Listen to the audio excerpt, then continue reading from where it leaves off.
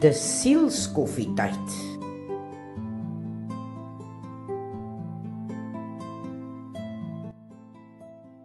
Dis te vergeefs.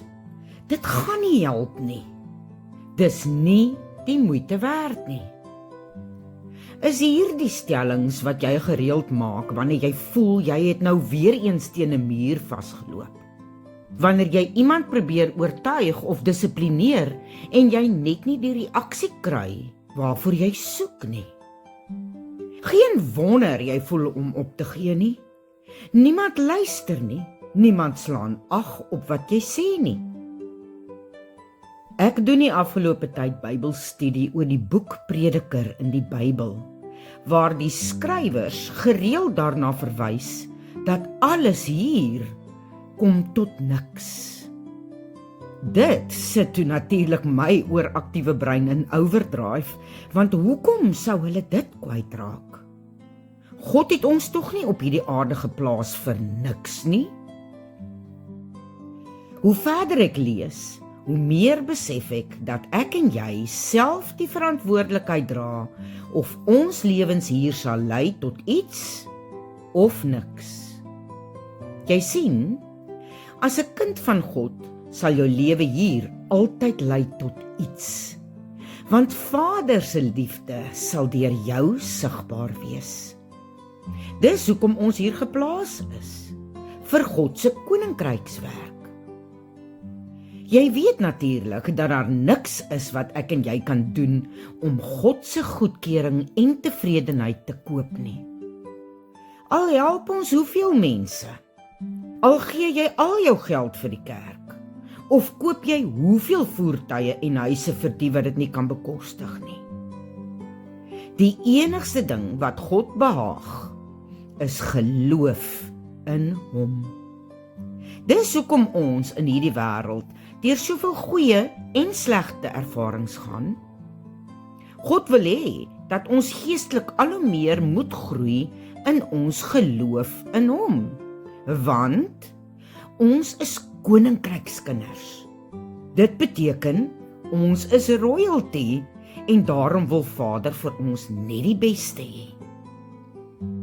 Vader beloof dat hy altyd met ons is. Dit beteken dat hy doen hierdie lewe saam met my en jou. Al gebeur wat ook al met ons hier, weet ons dat ons ook in hierdie lewe hierna by Vader sal wees. Die woord sê ook dat niks, maar niks, ons van die liefde van God kan skei nie. Nie jou moeilike baas nie, nie jou rekeninge nie die bank nie jou man of kinders nie daardie aaklige optrede van jou nie, en ook nie jou grootste vyand nie.